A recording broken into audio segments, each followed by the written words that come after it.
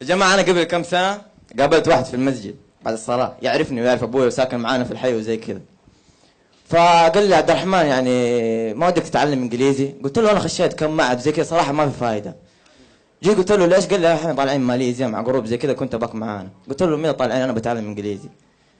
جاء قال لي يوم كذا يوم كذا. قلت له تمام. قلت له إيش تحتاج يعني إيش أجيب؟ أول مرة أسافر يا جماعة، ما قد سافرت.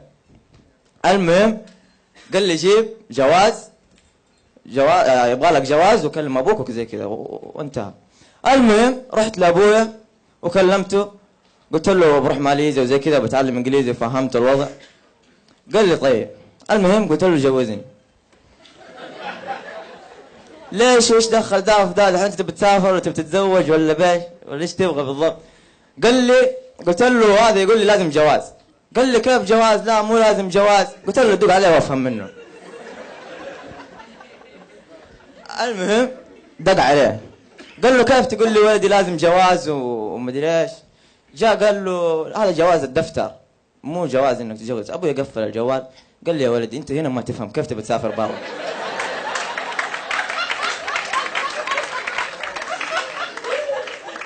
المهم طبعا انا دقيت على ولد عمي انه يجي معايا لانه الجروب ما اعرف فيه احد.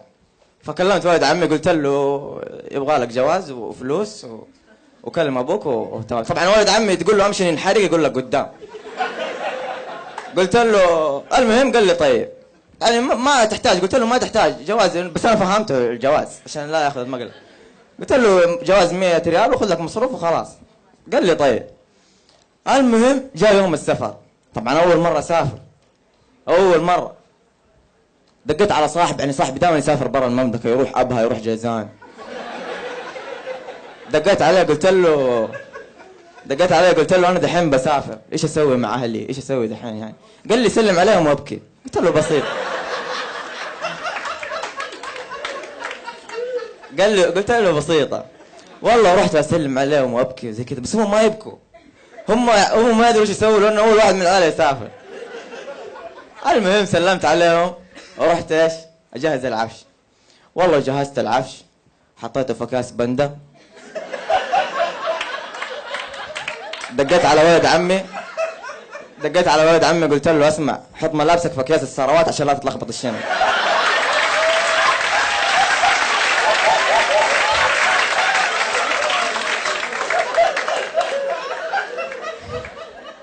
المهم رحت لابويا عشان اخذ منه ايش؟ المصروف. قال لي كم تحتاج وكم حتقعد هنا؟ قلت له شهر. قال لي كم تحتاج؟ قلت له اللي يجي منك. اداني 17 ريال. قال لي تكفي؟ قلت له تكفي وتزيد، خذ السبعه باقي لي 10. قال لي لا خليها معك احتياط. قلت له طيب. المهم دقيت على ولد عمي قلت له جاهز انا دحين اجيك. والله طلعت واخذت الاكياس حق بندل الشنط وهذا ورحت مريت لولد عمي طبعا بتاكسي.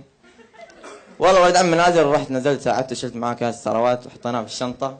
المهم ركبنا رحنا على وين؟ المطار. قلنا له التاكسي ودينا المطار اللي خرج برا المملكه. ايش اسمه هو؟ الدول. شكلك تسافر كثير انت. المهم قلنا له ودينا المطار اللي خرج برا المملكه. المشكله هو يعني من الاشكال انه مو مستوعب، يقول متاكدين اللي يخرج برا ذا اللي يودي برا مستحقين الرفيق.